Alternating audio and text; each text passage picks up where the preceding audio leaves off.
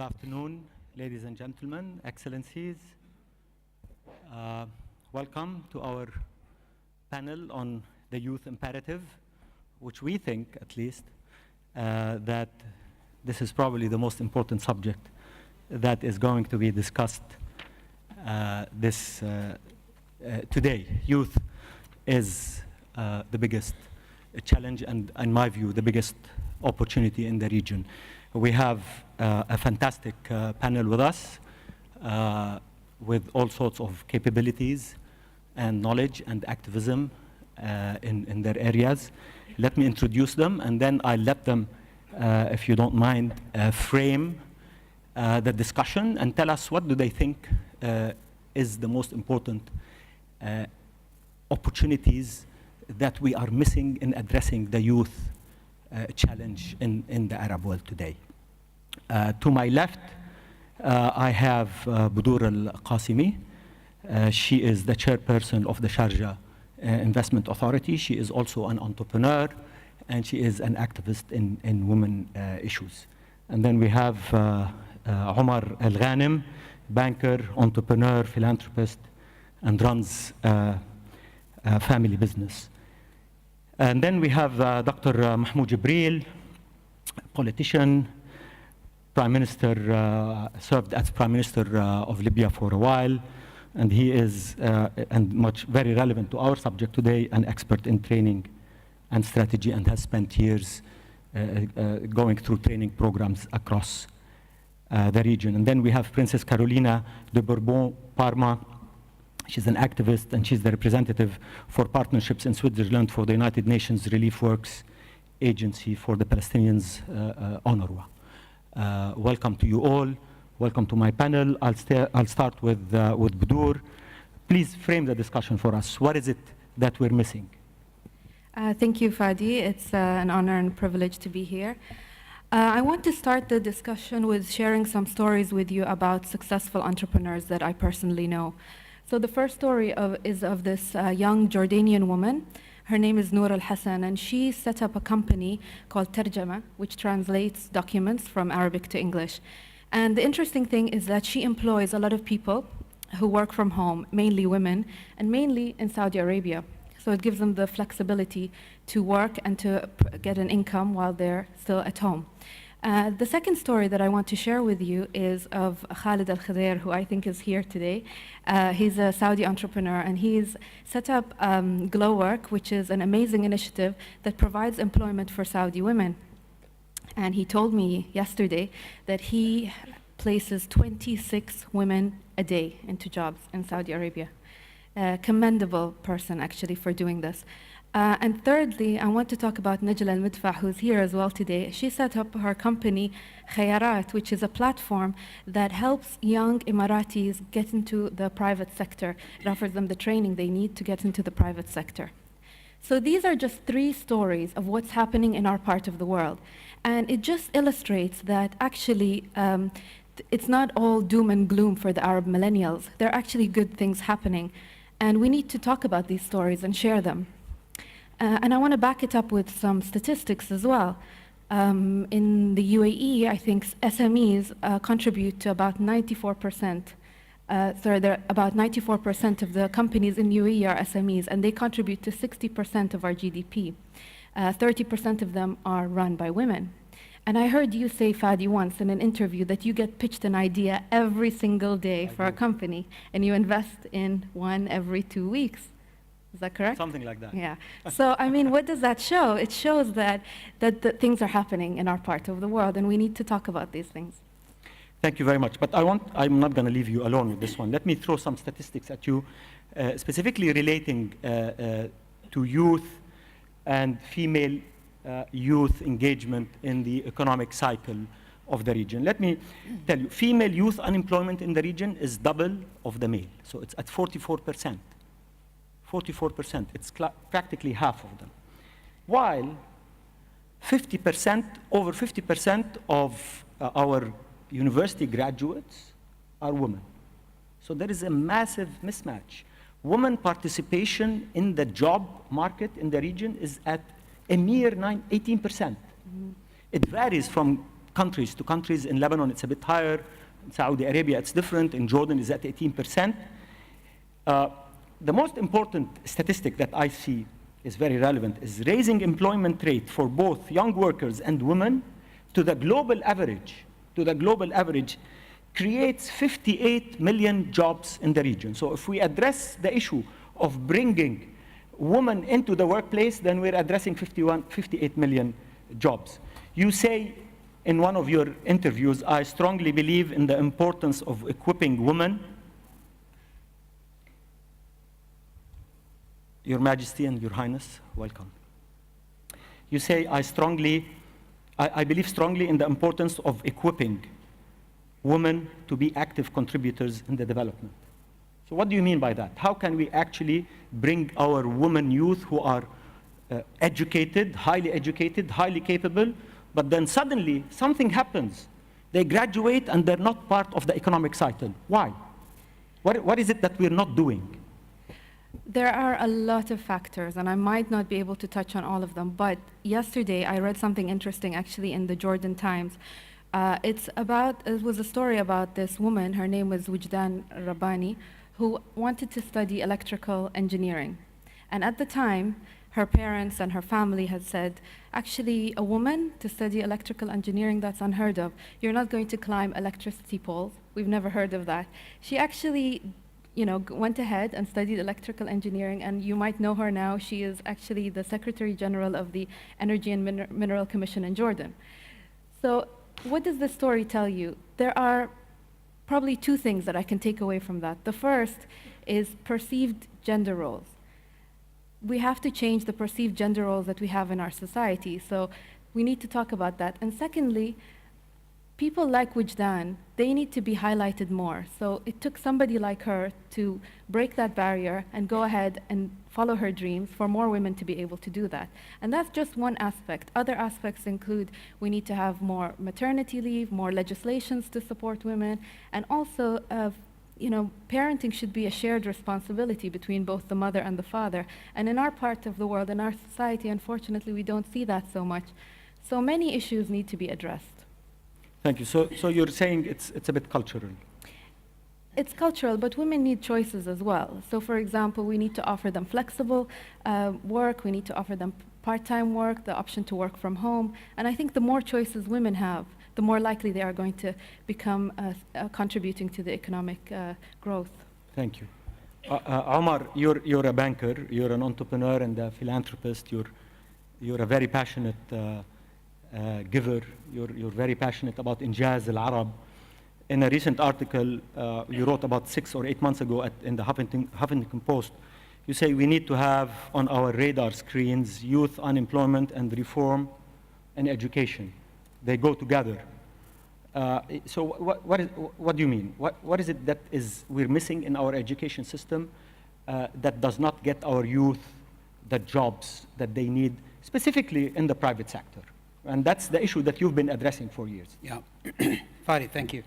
If we look at the youth across our region today, I think there are 3 key areas that we need to cover in order to be able to address that. First is building confidence. Second is job creation for that youth. And then a call to action for what we can do in order to be able to affect change for them. And if we think about the building confidence, my company, we conducted a survey of 2,200 youth across the region, across the GCC and non-GCC countries. And we asked people who had started up companies what their issues were. And Fadi, you work with entrepreneurs all the time. When you ask an entrepreneur what their biggest issue is, it's running out of money. My burn rate, how much cash I have left. And sadly, amongst entrepreneurs in our part of the world, the number 1 issue they had was government regulations. Number 2 was running out of capital, but number 1 was government regulations. And people who wanted to start up companies but weren't able to, their number 1 factor for not doing that was fear of failure. And in a part of the world where we don't have bankruptcy laws, in many of the countries, and many young entrepreneurs face criminal liability when a company fails, there's a lot of risk around that. So we really need to build confidence amongst our youth, and then we need to create some jobs for them as well. And we look at one of the themes of the WEF session today, it's infrastructure. We spend 5% on our infrastructure, whereas Asia spends 15%. So we've been serially underspending on our infrastructure. And that's something that could create a lot of jobs for our youth right now. I mean, so we talk about changing our education systems. And yes, we spend a lot in education, and we're not getting the yield on that spend. And we're not creating enough critical thinkers who are going out there and coming up with the right types of solutions that we need in the private sector. But what are things we can do now? We could spend more on infrastructure and create more uplift and create more efficient economies that have more trade. There's only 10% inter-Arab trade. Europe has 70% trade. Policy in terms of the bankruptcy laws and creating laws that are more make it easier for banks to be able to fund SMEs, some risk sharing there, and I think we'll touch on some of those things later, and education. I mean, so more getting critical thinking involved, earlier stages. So getting people with the types of skill sets. If you go to Silicon Valley, and you go and you ask what degree people have in Silicon Valley, it's typically not about the degree, it's about the type of thinking they can do. Whereas in our part of the world, we're so caught up with what degree and teaching that specific subject matter, but not teaching how to think. And we need our education systems to teach how to think more. Because when you have that, that's when you come up to the solutions with like an Airbnb, where you create a parallel industry with capacity that was just there, and you solve problems, innovative type of problem sets. Yeah. So I want to challenge you on a couple of things. Please. As a banker and as a private sector employer. So what is it that the private sector can do to encourage employment? What are you doing as a big company for startups, for instance? What are you as a bank, and we know that banks are shying away from giving loans to small and medium-sized enterprises, and there certainly is the big issue of availability of capital for startups and to create that entrepreneurial environment in our region. So why do banks shy away? There is a $260 billion gap in financing SMEs in the region. It must be a very lucrative business for you. I mean, and only 8% of the bank loan portfolio is to small and medium-sized businesses, and it's only 4% in the Gulf. So you're at the lowest level in the Gulf. So, and yet you have a huge unemployment problem with your nationals.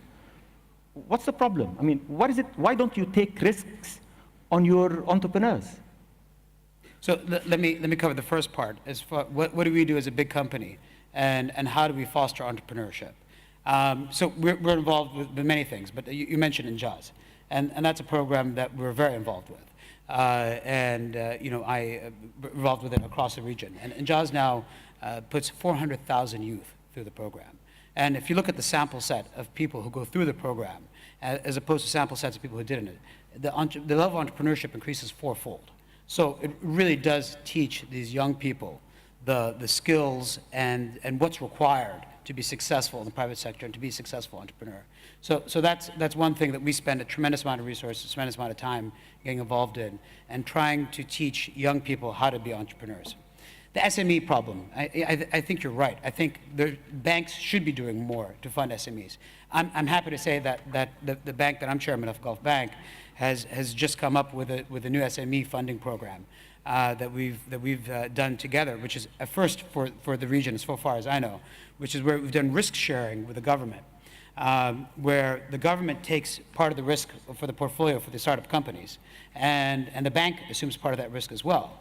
And the rationale, we pitched it to the government, the rationale was, we as a bank, if you put our money on the line as well, are better at choosing the credit risk than the governments are. Governments typically don't have good investment track records.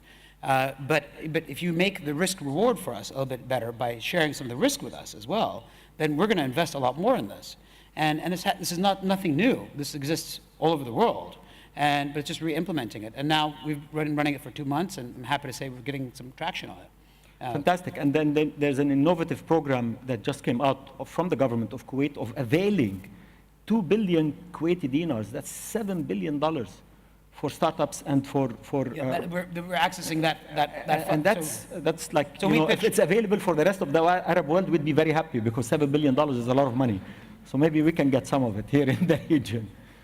But we have some great entrepreneurs in Kuwait, and hopefully So you would we'll have be no able to excuse, make actually. good use of it. You would have no excuse from the entrepreneurship perspective. But after that. Fadi, so you think that, right? So you're going back to capital.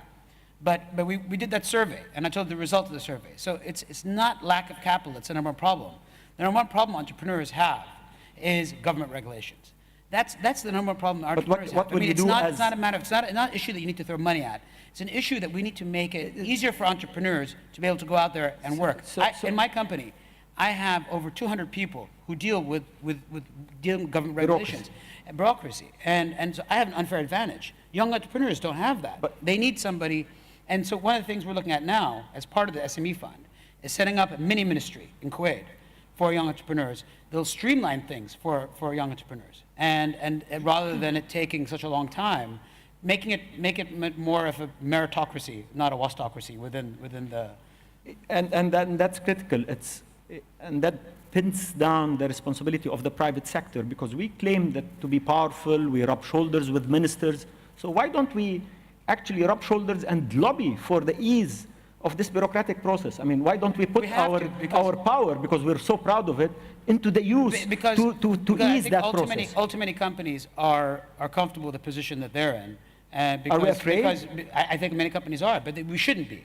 Because if we're afraid of entrepreneurs coming in, then what's going to happen is that we're going to have companies coming in from the outside who are going to eat our lunch. But I'd much rather, and that's already happening. And the lunch is being eaten right now. But so what we need to do is we need to make our markets more efficient and more competitive. Because if we don't do that, then we as a region become uncompetitive, and we will lose we'll get our lunch taken by somebody else. And Dr. Mahmoud, you come from Libya, and the challenges in Libya are completely different than today than they were before, and certainly than the rest of the region. And I'm gonna maybe address a little bit of politics with you, but more relating to youth, so not addressing the problems in Libya. The biggest challenge, and I'll let you address any issue you want, but the biggest challenge I view in Libya and among the other troubled countries in our neighborhood like Syria, Yemen, and Iraq is a lot of our youth are holding guns today for various reasons. That worries us all, obviously. But this is the biggest challenge, because these are the future of our countries. How do we actually take away that process of being militants to being productive elements in society? And I know in Libya, that's probably the biggest challenge. How do you lay down your weapons as a revolutionary, if you want to call him that, and then become a revolutionary in the economic cycle rather than a revolutionary with a gun? Well, thank you very much. Glad to be here. The issue of young people in Libya who turned militant and carrying guns today, and some of them refuse to give up those arms. I think it's just, Libya is just a case in point. Libya can be repeated in some other countries if we don't pay attention. The world has changed substantially, and we are still doing things the old way. When we talk about SMEs, we talk about SMEs as a solution to a problem of youth. The youth are not a problem, they are the solution. I'm glad when I heard His Majesty this morning talk about Vision 2025, because that's where the whole thing starts. National economies in the Arab world, they don't have vision, most of them. And some of them managed, to develop visions, but they don't execute those visions. They are still on the shelves, The function of any vision is to position your economy within the context of the global economy and the regional economy, so you know your competitive edge. At that point, you have an identity of your economy. Then you can start mobilizing your resources around that competitive edge, where you pave your roads, where you build your schools, where you build your hospitals, where you plan your cities. It's all crystallized around that identity of the economy. In that sense, our youth can be trained, can be educated, our scientific research can be geared toward that end, but what we do is in a sporadic sense, isolated islands, Every ministry works on its own, feeling that we are doing something, spending budgets, but at the end, we talk about GDP. Even in the rentier economy, GDP is a function of getting oil from the ground and selling it. The real GDP is when the economy manages to create jobs. This is the real GDP. Today, I would argue that Daesh is the biggest employer in the Arab world. And this is sad, simply because... Actually, it's the government. I mean, which is the question I wanted to ask. And when we you. talk about education, we still talk about education in the industrial age. Today, we moved from access to knowledge to the management of knowledge, because this explosion of knowledge is much higher and much bigger than any curriculum can contain. There is no single school in the whole world today that has been designed around the concept of management of knowledge. We have to manage complexity, we have to manage diversity, and we have to manage a flow of information. We are not trained to do that. But the new world is completely different. So if we need our kids to be a productive force in new economy with a certain identity, we better revolutionize our thinking first. That we start by positioning ourselves within the context of the whole world. 2, developing the identity of our economy. 3, gearing our educational systems, our training system toward that end. In that sense, you will find that SMEs will be connected to mega projects, so they have the sustainability of growth. But SME is now just a painkiller, no more than that. And you can ask bankers, the percentage of failure to pay the bank back. I helped the SMEs in Egypt and Libya and Oman, and I'm acquainted with the cases of failure, simply because it's just a problem. Want to get rid of it. Keep them out of the street, because if you don't keep them out of the street, then you're going to end up having what happened in Libya, in Syria, in Yemen, and in Tunis and Egypt. So we better, because 67% of the Arab population, this is a real wealth, and we are wasting it. We are afraid of it. We should embrace it instead. You know? So, but how do we do that? I mean, how do we? So you're a politician and you were a prime minister. How do we move away from aspirational thinking and all these McKinsey studies that come our way and others, and move them into implementation? What's the problem? I mean, I've been, I'm a constant conference goer, and I hear constantly government officials telling us about their vision of what needs to be done, and in some countries it gets done, but the biggest challenge is moving from theory to actually practice and actually implementation. The success of our governments needs to be viewed based on implementation of what they say. What stops you from doing that? Is the bureaucracy too powerful and too complacent to actually take the vision of a powerful leader or a visionary leader and actually trickles it down to implementation? What did you face as a challenge other than the gun when you were a prime minister? Or when you were in the previous government during the different days of pre-Arab Spring? No, we can't take the 8 months when I was a prime minister as an example. So I won't. Simply because that. that period was a crisis period. Yeah. There was only a single objective: how to get rid of Gaddafi, how to get rid of the regime. No more than that, There was no time for planning and no time for visioning. Though, before the regime was down, we developed a vision. We called it also 2025. And I can claim that it's one of the best visions developed, because we looked at the Jordanian vision, which is, by the way, one of the best also, because it was developed by an NGO and it was financed by a private sector. So the government was not even involved, but the vision was a good one. The Emirati did a vision, the Qataris did a vision, the Egyptians did 3 visions, the Omani did a vision. The question is how to translate this vision into concrete plans, and you measure up the execution and the progress achieved as a result of that plan every year. We don't do that. We just do a vision as a cosmetic thing. But why? I mean, so why does government have to give us cosmetics? It's a question when the big boss, the king or the president or the leader, whatever the title is convinced that he can pull this country because this is time of crossing. This is time of crossing. I mean, if you look at Singapore or South Korea, Singapore started in 1965. All Arab countries were independent in 1965. But where is Singapore today? Singapore just a few rocks in the sea. They don't even have water, to drink. They do recycling. So the question is the vision of that leader. If he can trust a group of experts in his country and have this group of experts surrounding him all the time, listen to them.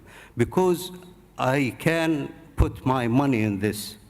The security of any regime today depends on the issue of development and the issue of inclusion. It's not security apparatus anymore. It's not armies. They did not serve Gaddafi. They did not serve Mubarak. And they did not serve Ben Ali or Ali Abdullah Saleh. So what I'm saying, what took place in those 4 or 5 cases, Arab uprising, this is just the beginning. And we are having now some sort of a recess because what took place and the inclusion of Daesh, the insertion of Daesh to the scene. But I think as long as those structural problems we have in our economy, we have in our government, we have in our social systems and our cultural system, to defeat Daesh or to defeat terrorism, it's a holistic approach. It's not a question of guns. You have to give those kids an alternative. And that's why you asked how those kids can give up their arms. They give up their arms, give them an alternative. Make them feel that they are part of the future of their own country. Include them in the process. But if you are afraid of this and that, those people, if they get educated, then they're going to be a threat to the regime, the security of the regime. The more awakening of the street, this is... no, what I'm saying, the new age, the new paradigm is saying knowledge is all over the place. You cannot prevent it. Ideologies are out of place. Boundaries are out of place. Even flags. Today, my kid can chat with anybody all over the world. No police in the world can prevent him. Not only this, our apparatus, security apparatus were built around the concept that even the oppositions, we know their headquarters. So we can arrest them at any moment. Today, you have a virtual party. The guy who's in China and who's in the Emirates and who's in Libya and who's in Morocco, they are in one party and they are chatting. Place and time are irrelevant anymore. So it's a new world, but we are dealing with it with the old And the tools. solutions are always local. The solutions are there. Are always local, because we can't blame the virtual world. No. But let me go to Princess Carolina, and then I'll get back with another round. So Princess Carolina, your work is with UNRWA. We all know the work of UNRWA. It has been around, unfortunately, or fortunately, depending on how you're looking at it, for decades now. How can we take the experience that UNRWA has had, specifically with education in Lebanon and Jordan and with Palestinian refugees, and apply it to the massive challenge that we have with the youth that are coming to Jordan and Lebanon today, that are probably a lost generation now, because most of them are not even going to school. In Lebanon, there are more school children, aged Syrian school children, kids, than there are Lebanese. The school system in Jordan and Lebanon cannot absorb them. So, and we're talking about youth. How do we actually not lose that generation in the coming 3 or 4 years? Because apparently the problem in Syria is going to take a while. Thank you for that question. Fortunately or unfortunately, it's UNRWA is celebrating its 65th anniversary this year, which means that the issue of the Palestinian refugees is been there for that long, even a little bit longer. So there are lots of lessons to be learned from that. Just to get back to your question, what can we learn from the work that UNRWA has done with Palestinian refugees during crisis situations? I'd just like to highlight a report that was issued by the World Bank last year that has indicated that the level of education that UNRWA provides under the circumstances that it provides the education to the children during conflict and other problematic periods is extremely high. Now, why is that relevant to your question? It means that during conflict, during displacement, education is seen by organizations such as UNRWA as one of the most important elements that we have to continue doing and providing, because looking at the youth and looking at providing good education to children is obviously providing hope for the children themselves, but obviously for their families as well. So what can we learn from UNRWA in the cases of the current crisis is that it is important and it is worth investing, and especially that it's possible. So what I would urge in this case with what is happening now is really with the public-private partnerships that we're discussing in these couple of days, is for the private sector also to help support the youth in the region through these institutions. How do you think they can do that? Well, by providing assistance either through knowledge, networking, financial means to those institutions that provide education. I just want to highlight, just continuing on that, education is one of the most important. I think everybody agrees it's not a difficult topic to discuss. What is difficult though is that once you've finished education, and even if it's high level of education, we still need access to the job market. And that's probably one of the biggest challenges for Palestinian refugees these days. What can we learn from UNRWA again in the current crisis? We don't want to repeat that for the Syrian refugees. We don't want to repeat that for any other of the refugees. So integration as much as possible in the societies if we can. Integration into the job market, giving people hope and dignity especially, is crucial. And related to that is also investing much more in women. Young girls, UNRWA has since 1960 had 50% female participation in schools, which is also remarkable. And that needs to increase and be sustained by the entire region.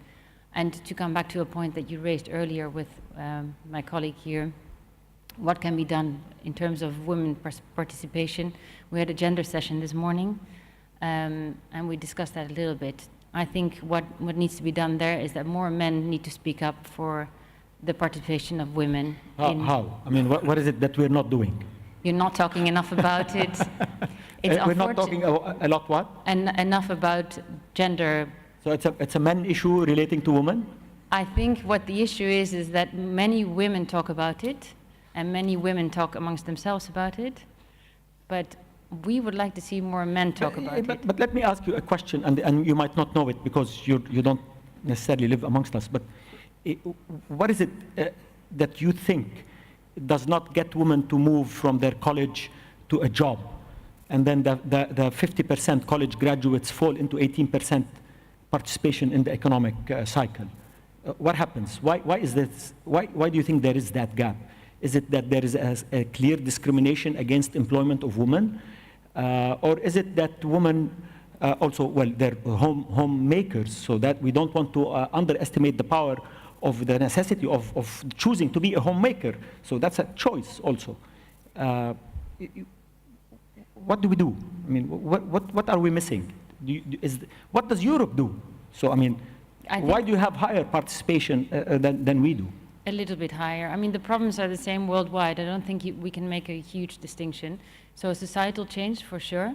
As I think was mentioned before as well, it's not only, it's also just providing better work conditions. So, you know, more childcare provisions, flexible working hours, etc.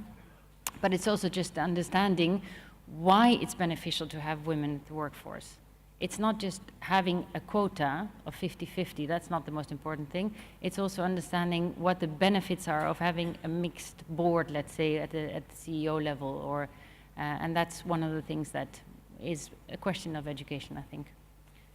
Thank you. And I'm going to go back to ask everyone about the education. The ILO, a report from the World Bank, tells us on jobs in 2013, it says the main focus of education systems continues to be the production of future employees for the public sector.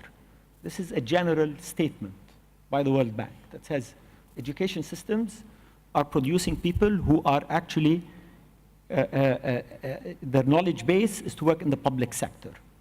And the public sector in some countries is employing anywhere between 80 and 50% of the workforce. So that's, and then I want to discuss that story. But I want to also go through and get you to comment on the recently published ASDA Arab Youth Survey. A couple of months ago, it came out. A couple of questions that are of interest to us on youth. So they asked a question, how concerned would you say you are about employment? Asking youth, ages 18 to 22. The answer came 81%. I'm concerned. So youth are obviously concerned. And it's not only a general statement, it's also in the GCC where probably employment in certain countries are higher. It's 73% in the GCC. It's bigger in the, it's a bigger challenge in the Levant countries here in this part of the world. And then the next question says, how confident are you in your government's ability to deal with unemployment? So suddenly you plug in government into the process. How is government able to deal with unemployment? And the question in the GCC is 68% of the people of the GCC tell you we are very confident that the government is going to resolve it. And 61% in non-GCC countries. So while policymakers continuously tell us we don't want to employ people in the public sector, we want them to be employed in the private sector. So there is a question of misperception here. One, education systems are not giving the skills that are needed for the private sector. And then everyone that is not getting a job is telling us we think government effectively, we are very confident that government is going to resolve it. So there is, it's a paradox. What are the skills that are missing to employ people in the private sector? And what do we do to change the education system to move it from for employability, specifically in the Gulf? The Gulf, there's a big challenge of expatriates having the majority of the jobs and the nationals working in government. How do we change that formula? Bodour. I think we need to overhaul our education system, that's for sure. But I think it's a collective responsibility. So it's not just the government's responsibility. I think everybody should play a role in that. And I mean, I heard this interesting story once about somebody who was interviewing candidates for a job, and he interviewed candidate after candidate, and they were all not suitable. And he decided to go to the university to ask them what kind of students they're producing. And they said, well, don't look at us. This is how we got them from school. So he goes to school, and the school says, well, don't look at us. This is how we inherited them from middle school. You know where this is going, right? So he goes, don't look at us. This is how we got them from preschool. And he goes to preschool, and he asks them, how come those students are not prepared for the job market? And they say, well, this is how their parents gave them to us. So actually the role is universal, it's collective. So parents have a large role to play, governments, the private sector, civil society. It's a collective responsibility. Why isn't it being done? I mean, we all know that's the problem. What's the missing link? Who is really not doing his thing to actually take it to the next level? Because the challenge in a digitized world is no longer a 21st century, a 20th century issue. The 21st century is moving at an accelerated mode that requires a revolution in the education system rather than a slow process of reform that effectively keeps us where we are, because the world is moving much faster than we are. So we all agree, right, that we need critical skills for the 21st century. That's something that we all agree that we need. So that's something that's out there at the table. But we also need an entrepreneurial spirit. I think that's missing in our part of the world. And an interesting documentary that was made called The Lemonade Stories interviewed successful entrepreneurs and their mothers. And it goes to show how their mothers really influenced these people, like Richard Branson, for example. And the culture at home and in the parents' influence onto their children actually determines whether they're entrepreneurial or not. And also the, not being afraid to take risks. That's something Amar pointed on this morning, and I think that's something that's missing in our part of the world. If we look at places like South Korea, and I think we spoke about that, and Malaysia and Singapore, they invested in their people before investing in infrastructure. So they built their people first, and then the people built their nation. So it's doable. It just takes time, and I think we need to work slowly at it, and we need a catalyst to speed things up. Omar, what do you need? What sort of skills do you need or you require in the private sector, in your company, in your bank, to employ more of the graduates from your country? What is it that the education system is not giving them? And let me throw a bit of controversy here. There is a massive movement that says we need to protect our Arabic language, and don't get excited, and we do. I also worry about that, but I also tell you, if you don't speak English, you're not going to get employed. And that paradox is another story altogether. So we want to protect our language, but employability means you need to speak languages, specifically English, you need to have computer skills, and you need to have other technical skills like critical thinking, solutions thinking. Tell us. So I think we need to stop looking at our ministries of education as places to put, we need to start thinking about them as places where we put our very best people. I mean, if you look across the Gulf, there's no teacher proficiency exams. So, our KPIs are wrong. We're measuring the wrong thing. And you run a business, Fadi, and you typically get what you measure. So if you measure the amount of desks, the amount of school buildings, that's what you're going to get. And we have a lot of desks, we have a lot of school buildings, and we have a lot of teachers. But we don't measure quality. And the touch point where you get the traction is the teacher that interacts with the kids. And unfortunately, we don't have KPIs around the quality of teachers. And I haven't seen that in any nation in the Gulf, at least. I don't know broader than that. But in the Gulf, I can speak to that. And so I think that's one area where we really need to improve on the quality of the teachers that are interacting with the kids. But I still think there's a lot the private sector can do in order to skill kids up. Because it's easy to point to governments and say, hey, look, we're not getting the quality of the people that we need, so we can't employ them. But I think there's a lot of skills that there's a lot of skilling that we can do as private sector in order to be able to give people skills. So at the Regional Business Council here at the WEF, we put a goal in to have 100,000 youth affected by the region, by the right. And we now are already 55% of the way there, and we hope to get more than 100% of the way there by Davos. And it's by utilizing the bandwidth of people's organizations for training.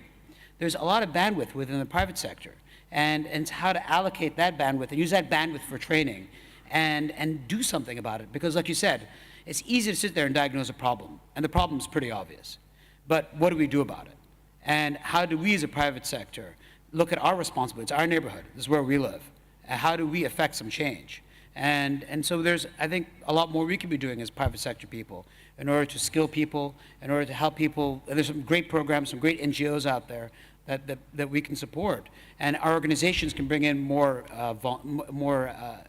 people at the grade school, high school level, volunteers. Don't we need to participate as private sector in the curriculum setting with government? I mean, is there something in Kuwait where you actually participate with the government in saying, here are the skills we need, and here's what we need you to actually teach our kids? Does that exist? Does anyone ask you, what is it that you want these kids to learn so that you can employ them? So you're asking me a question that you know the answer to. They don't. No. So, and I personally haven't seen it anywhere. No, yeah, I mean, and that's a big gap.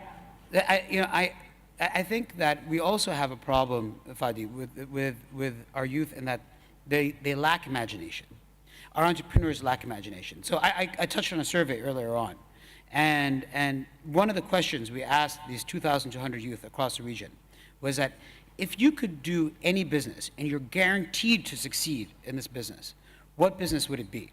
And 1, 2, and 3 were retail, something in retail, real estate, and F&B. And information technology was number 5. And we even sliced it amongst the type of degrees that people had, whether high school degrees, bachelor degrees, master's degrees, or PhDs. And it actually didn't shift much across degrees. So I think we need to have examples of entrepreneurs people who Role models. role models, Role models. People, like you, Fadi. People who've gone out there and started up companies, and people who've gone out like the Talabats of the world, people who've started up technology companies, and hold them up as role models, as opposed to the real estate developers and the retailers, because where we're going to create our next Google, where we're going to create our next Uber, is going to be around the technology space, and we need more role models around the technology space to have people try to emulate and try to head towards. Thank you. Dr. Mahmoud, you've been involved in training for a good amount of your career, other than being a politician. And I tried to research to discover what training you do. I couldn't figure it out, but I'm going to assume that you've been training public sector employees. Am I right? Mm-hmm. So, what is it? Why do you train public sector employees? I mean, what is it that they're missing? Are these people trainable so that they can move into the private sector? Is there that much of a big cultural difference between people that work in the private sector and the public sector that we're missing in here? Well, unfortunately, most of the public sector institutions, they train simply because they have budgets, no more than that, you know. So they train because they need to spend the money. But there is no strategy to reform the public sector to make it more efficient. I'll give you an example. When a trainee comes back after he finishes a certain training workshop and he goes back to his work, if he even dares to try to implement what he learned during those 2-3 weeks, I mean, somebody would tell him just be quiet, you know. It's been like that for a while, you know. They go for training because there is an allowance. They go for training because there is budget. And they go for training because it's good, you know, to do shopping and sometimes you take your family. But I would say that Arab management from 1965 until today, the amount of billions which been invested in training is much more than anybody can think. And the state of Arab management today is much worse than it was before 1965. Why? Because the management at that time, it was inherited from a colonial period. There was still some systems. So colonialism was good? No, this is fishing in different water. But I just want to go back to your question about education reform. I don't think it's only about education. Education is just part of the whole picture. What I think we really need is restructuring the socialization process in our countries, the way we bring our kids in our homes, the media, the way we understand and interpret religion, because in the absence of a progressive understanding of religion like the school of Ibn Rushd, what we have is the school of Ibn Taymiyyah and what he's doing in our societies today. Then you have education, because these are the 4 industries that produce values, that shape behavior and attitudes for human beings. You cannot have state-of-the-art education and the kid receives the contradictory message from the media and from his parents at home. You know? So there should be some sort of compatibility between those 4 factors, producing the same skills, the same attitude, which should be compatible. The question at the end, do you want those kids to be on your side as a productive force to rebuild your country, rebuild your economy, or you want them to be part of Daesh in the future? Thank you very much. And that question comes to you, Princess Carolina. So what is it? So the Palestinians have suffered for decades, and you have a whole generation of productive Palestinians that have graduated from UNRWA schools that are on the side of productivity, highly educated. The UNRWA schools are famous for having a very powerful education system. What happened? I mean, even though they are refugees, and refugees are normally angry, and they should come out and actually be very angry, while you have Palestinians all over the world building countries and being entrepreneurs and being very productive. What is it about that? I think it's, there is a culture of education and seeing the importance of education very, very strongly amongst the Palestinians. Talking about the holistic approach, family really fosters the importance of education for their children. So they've invested a lot in that, not only the refugees. What The problem is, and I know we're not supposed to talk only about the problems, but the issue with Palestinian refugees in particular is that the education is good. You have, and I think we all try to see youth as a potential and not as a problem. And that's one of the emphasis that we really want to make. But if you don't end the occupation, if you don't end the blockade of Gaza, if you don't deal with the civil war in Syria, then there is very little that people with a refugee status can actually do. And that is something that we collectively have to look into, and not rely only on international organizations such as UNRWA to resolve. Thank you very much. And I'm going to get some questions from the floor, but before I do that, talking about resolving these issues. The Arab Youth Survey came out, again, with these conclusions for this year. It says, how do you feel about the future of your country? So talking about how do the youth look at their country? 63% of the youth, just because we talk about their problems, well, 63% tell us they're positive. They are positive. They think the future of their country, 63% of them, are positive. They're either optimistic, they're excited, or hopeful. That questions were quite positive. So youth apparently think more than we do, who are much above their average age, think that there is something that's happening. And then another question says, on the long run, 67% of youth say our best days are ahead of us. So, I mean, they're basically saying today is not great, but 67% is ahead of us. 70% of those people are in the GCC. 57% are here in the Levant. So even among all the problems that we are facing in the region, we still see majority of people still say they're optimistic, and 73% in North Africa think the future is ahead of them, that there is a positive element out there. And then most importantly here, I think, for this discussion, and then I'll bring out the questions, is there was a question that was posed. Do you intend to start your own business in the next 5 years? That's an important question because everyone thinks people want to work in the public sector. 39%, which is a staggering number, say yes. So something is, these people have that hope and aspiration to actually start a business. There is a failure somewhere else to translate that into action. And then people decide to go into the public sector or actually don't start a business.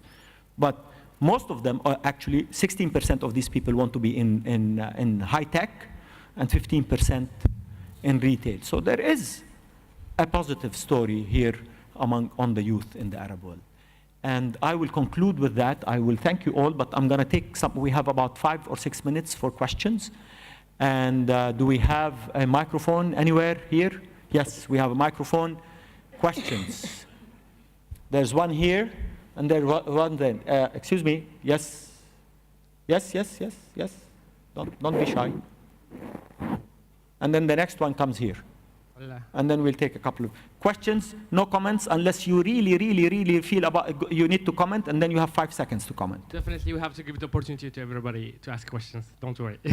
No, we have 5 minutes, so we could, you know. I'm Youssef, global shaper from Rabat in Morocco, and thank you for such a discussion. So my question is related to educational system. If you have the opportunity, and this question to everybody in the panel, if you have the opportunity to create a new educational system that will allow young people in our region to grow, what kind of components you're going to put in such system? And if this system exists today, then please share it as well. Thank you. Please. Anyone can choose to answer. Go ahead. I think we need to stop looking at education as a competition and look at more as a collaboration because the skills that we need in the real world are collaborative. And we're all trained in all of our educations to compete with each other, and it's a competition between each other. And I think we ought to find ways to learn how to be more collaborative and get those critical thinking skills, but yet learn how to work together and how to get things done.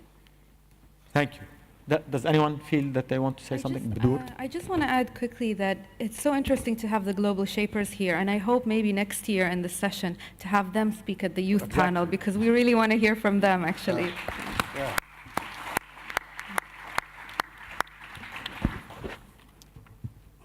Okay, so next. Well, You're also a global shaper. Another global You look shaper like one. from I mean, you all have the same look here. really from Tripoli, Libya, Mohammed Hamouda. From Tripoli in Libya. Yes. Yes. My question is about what's your perception and thoughts about including social entrepreneurs as a solution for providing job Can I turn the question to you and tell you what do you think we need to do with Libyan youth to put them in the productive side of society? Because you're part of the youth, and the question is to you, because I would have loved you to be on the panel with us. Okay. Thank Go you ahead. for Tell telling us. the question. You have 1 minute.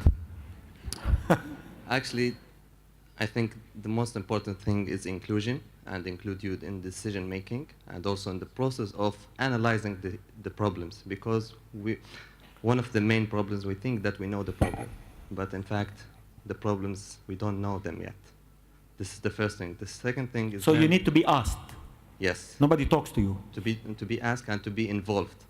And the second thing is like learning by doing, because lately UNDP has done a survey about the civil society mapping in Libya.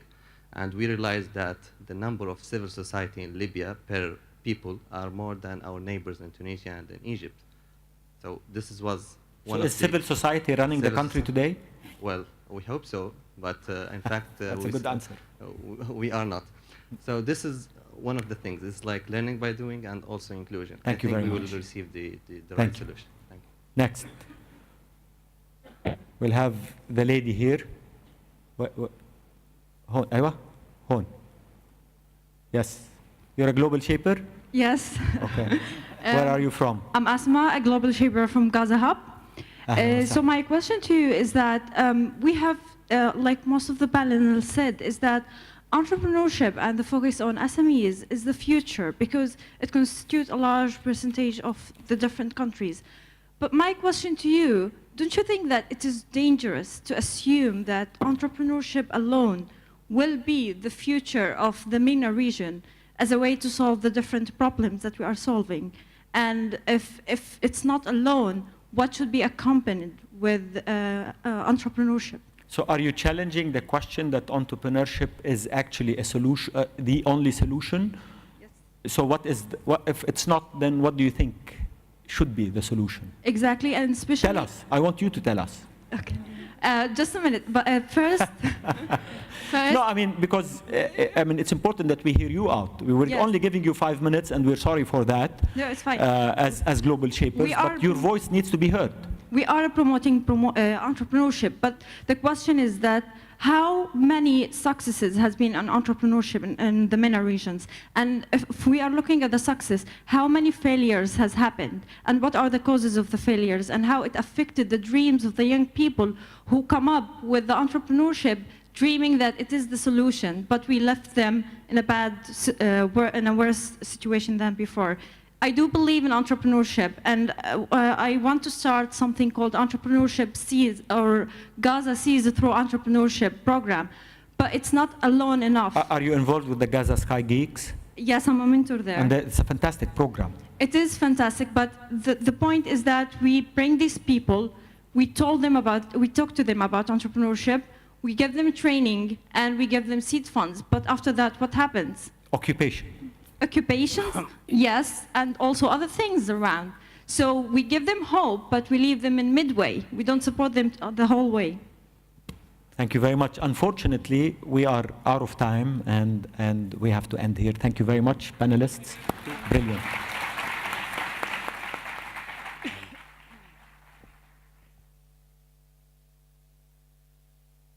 She is the chairperson of the Sharjah Investment Authority. She is also an entrepreneur, and she is an activist in women issues. And then we have Omar Al Ghanem, banker, entrepreneur, philanthropist, and runs a family business. And then we have Dr. Mahmoud Jibril, politician, Prime Minister, served as Prime Minister of Libya for a while, and he is, and very relevant to our subject today, an expert in training and strategy, and has spent years going through training programs across the region. And then we have Princess Carolina de Bourbon-Parma. She's an activist, and she's the representative for partnerships in Switzerland for the United Nations Relief Works Agency for the Palestinians, UNRWA. Welcome to you all. Welcome to my panel. I'll start with Bodour. Please frame the discussion for us. What is it that we're missing? Thank you, Fadi. It's an honor and privilege to be here. I want to start the discussion with sharing some stories with you about successful entrepreneurs that I personally know. So the first story is of this young Jordanian woman. Her name is Noor Al-Hassan, and she set up a company called Terjama, which translates documents from Arabic to English. And the interesting thing is that she employs a lot of people who work from home, mainly women, and mainly in Saudi Arabia. So it gives them the flexibility to work and to get an income while they're still at home. The second story that I want to share with you is of Khalid Al-Khadir, who I think is here today. He's a Saudi entrepreneur, and he's set up Glow Work, which is an amazing initiative that provides employment for Saudi women. And he told me yesterday that he places 26 women a day into jobs in Saudi Arabia. A commendable person, actually, for doing this. And thirdly, I want to talk about Najla Al-Midfa, who's here as well today. She set up her company, Khayarat, which is a platform that helps young Emiratis get into the private sector. It offers them the training they need to get into the private sector. So these are just 3 stories of what's happening in our part of the world. And it just illustrates that actually it's not all doom and gloom for the Arab millennials. There are actually good things happening.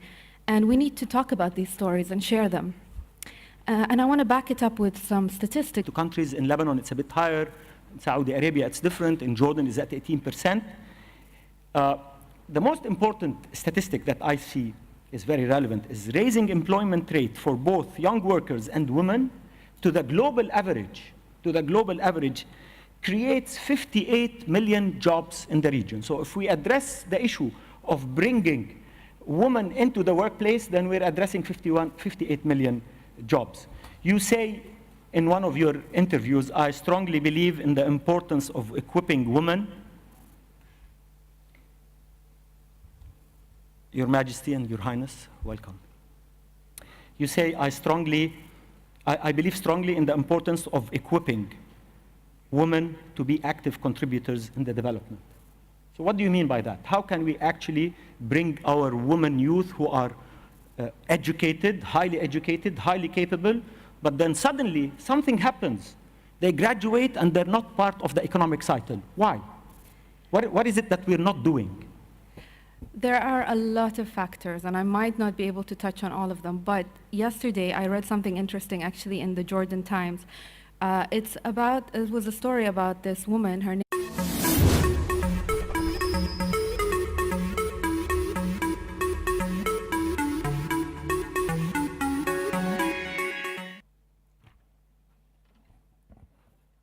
Good afternoon, ladies and gentlemen, excellencies. Welcome to our panel on the youth imperative, which we think, at least, that this is probably the most important subject that is going to be discussed today. Youth is the biggest challenge and, in my view, the biggest opportunity in the region. We have a fantastic panel with us with all sorts of capabilities and knowledge and activism in their areas. Let me introduce them, and then I'll let them, if you don't mind, frame the discussion and tell us what do they think is the most important opportunities that we are missing in addressing the youth challenge in the Arab world today. To my left, I have Bodour Al Qasimi. As well. In the UAE, I think SMEs contribute to about 94% They're about 94% of the companies in UAE are SMEs, and they contribute to 60% of our GDP. 30% of them are run by women. And I heard you say, Fadi, once in an interview that you get pitched an idea every single day for a company, and you invest in one every 2 weeks. Is that correct? Something like that. Yeah. So, I mean, what does that show? It shows that things are happening in our part of the world, and we need to talk about these things. Thank you very much. But I'm not going to leave you alone with this one. Let me throw some statistics at you, specifically relating to youth and female youth engagement in the economic cycle of the region. Let me tell you, female youth unemployment in the region is double of the male. So it's at 44%. 44%, it's practically half of them. While 50%, over 50% of our university graduates are women. So there is a massive mismatch. Women participation in the job market in the region is at a mere 18%. It varies from countries